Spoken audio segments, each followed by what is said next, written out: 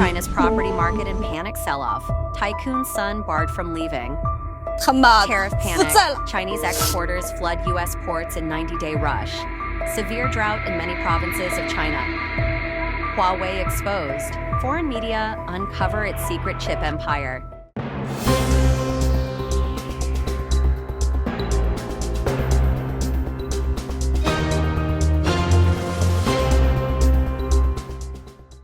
Warning: China's real estate market is crashing. Panic selling intensifies as Tycoon's son is banned from leaving the country. China's real estate sector is collapsing faster than ever.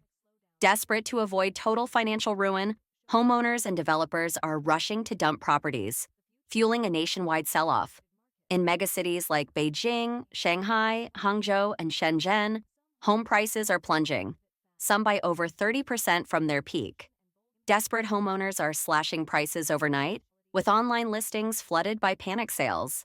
Property once seen as a guaranteed investment is now a sinking asset, dragging down the dreams of millions. Luxury apartments sit empty, while agents admit buyers have vanished. Developers are cutting prices, banks are dumping repossessed homes, and social media is flooded with cries of despair. For China's middle class, real estate is no longer a safe haven, it's a trap. The crisis just took a darker turn. Zhang Liang, son of RNF Properties co-founder Zhang Li, has been banned from leaving the country over a 1.16 billion yuan loan dispute linked to his company, Xi'an Real Estate. A Hangzhou court ruled he failed to honor a personal loan guarantee, highlighting how deeply the real estate meltdown is now targeting the elite. Zhang Liang isn't alone. Since the bubble burst, it's become common for developers to back company loans with personal guarantees. When firms default, their executives face asset seizures, lawsuits, and now travel bans. The fallout is massive. As property values nosedive, cash-strapped owners are selling at deep discounts. The market is flooded with unsold apartments. Confidence is gone. Each day brings new bankruptcies, new lawsuits, and more signs that China's once booming property empire is collapsing under its own weight. Even Zhang Liang's father, Zhang Li, resigned from RNF Properties last year after confessing to bribery in the U.S., a sign of just how far this crisis is spreading. The sell-off isn't coming. It's already here. Shipping chaos. Chinese firms rush to beat tariffs. U.S. routes overloaded. Chinese exporters are in panic mode. A 90-day ceasefire in the U.S.-China tariff war triggered a frantic rush to ship goods before new tariffs hit, sending demand for U.S.-bound shipping space through the roof. The shipping lanes are now overwhelmed.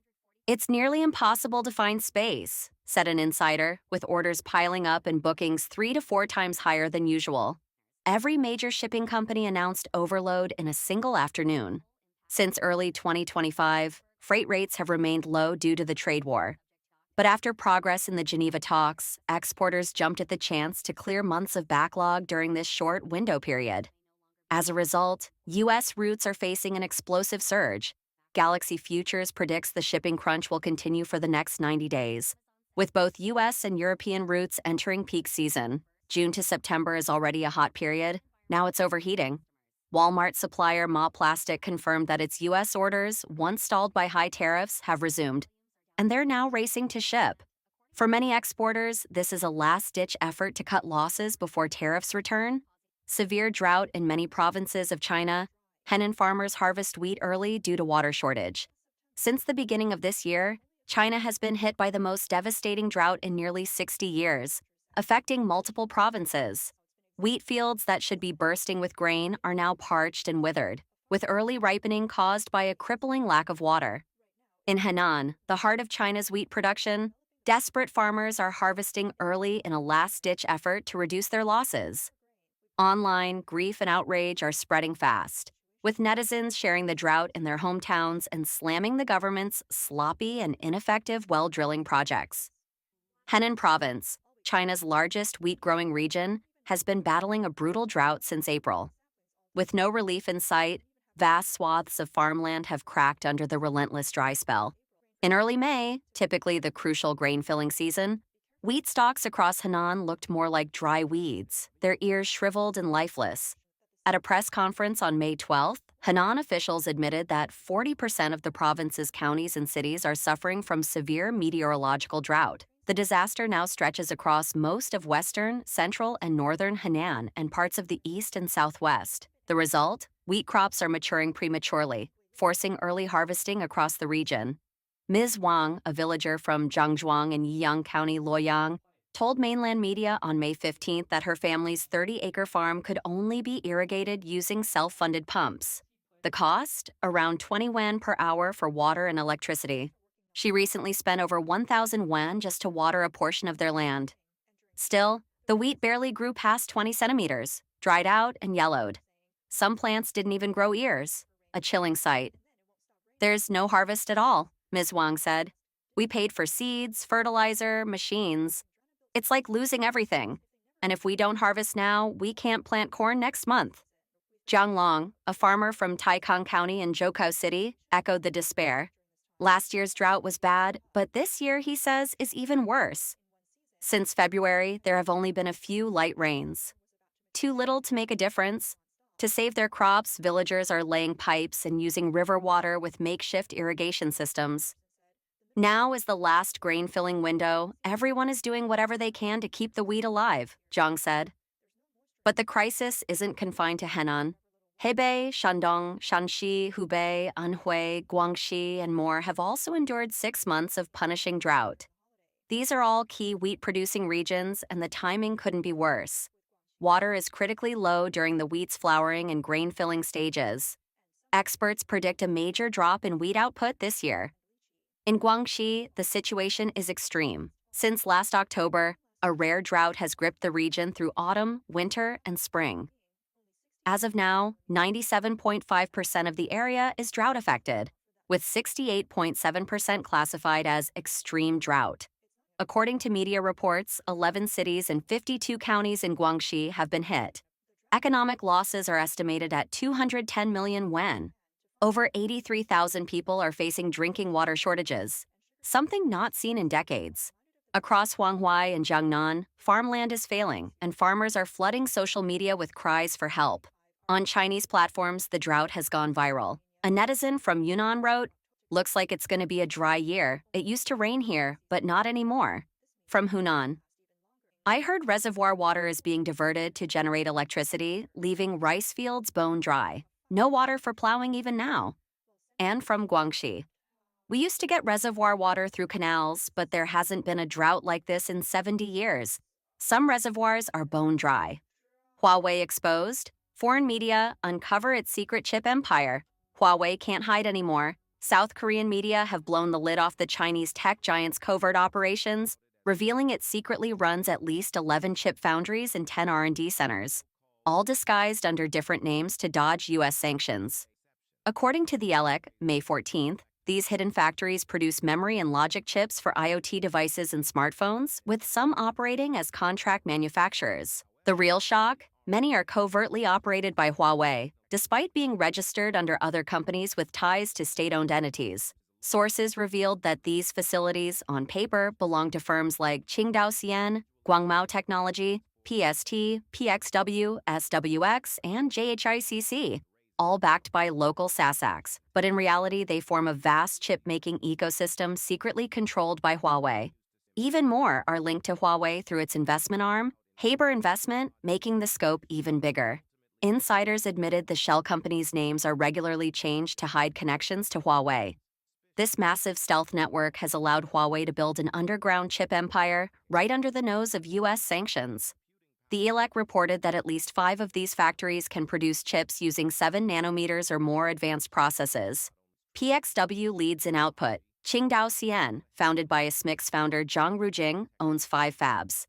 SWX, run by a former Huawei exec, specializes in DRAM. PST and DGGMT focus on mobile memory chips.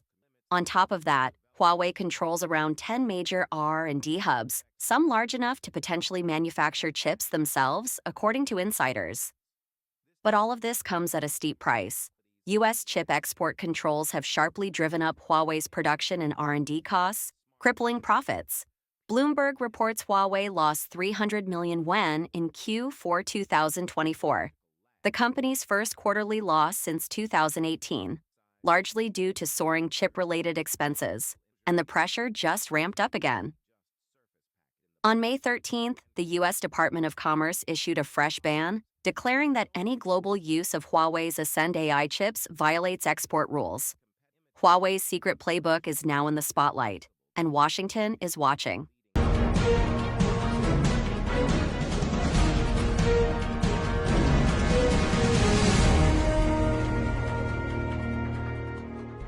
A factory can ignite the prosperity of a city, or it can silence it overnight.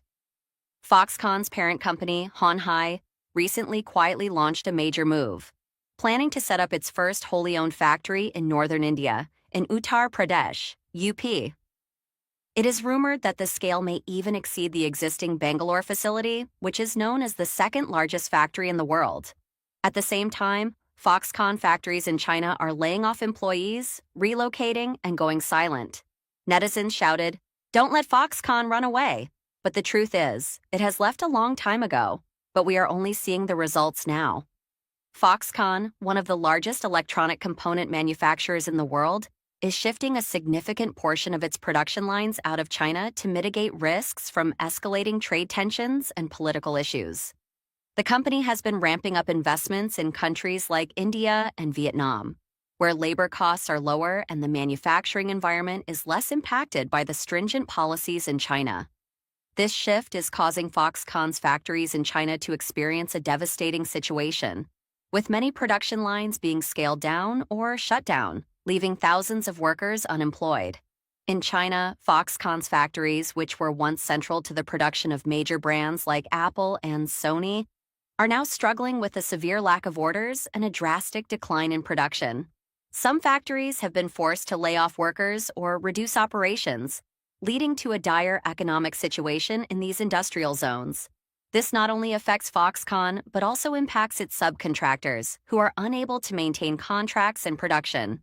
If Foxconn's move is just a business choice of a company, then what is happening behind it is the structural rupture of the entire Made in China. Will this be the beginning of a long-term recession in the Chinese economy? Meanwhile, in countries like India and Vietnam, Foxconn is making substantial investments to restructure its supply chain. New factories producing iPhones in Devanahalli, India, and other facilities in Vietnam are being built with local government support. This clearly signals Foxconn's exit from China, where geopolitical risks and an increasingly difficult manufacturing environment are making it harder to compete. The factories in China appear to no longer be competitive in the face of the growing global trend of production relocation. The Chinese government has tried a wide range of tactics to prevent Foxconn from relocating its production lines to countries like Vietnam and India. Initially, they attempted to entice the company with financial incentives, including tax breaks and land subsidies, to keep its factories within China. They also offered Foxconn favorable terms for land use and expanded factory space, hoping to maintain their stronghold as the primary manufacturing hub for global tech companies. However, these efforts were ultimately unsuccessful, as Foxconn recognized the long-term risks of remaining in an increasingly unstable environment. As Foxconn continued to press forward with its plans to diversify its production base, the Chinese authorities resorted to more aggressive measures. They implemented bureaucratic obstacles, delayed permits, and even launched heavy inspections at Foxconn's existing facilities, creating an environment of constant uncertainty and tension. Despite these efforts to tighten control, Foxconn's leadership was undeterred. The company made it clear that the pressures of operating in China, coupled with rising labor costs and political volatility, had forced their hand. In the end, Foxconn's decision to move its operations to other countries was not swayed by the Chinese government's tactics, signaling a clear shift in the global manufacturing landscape.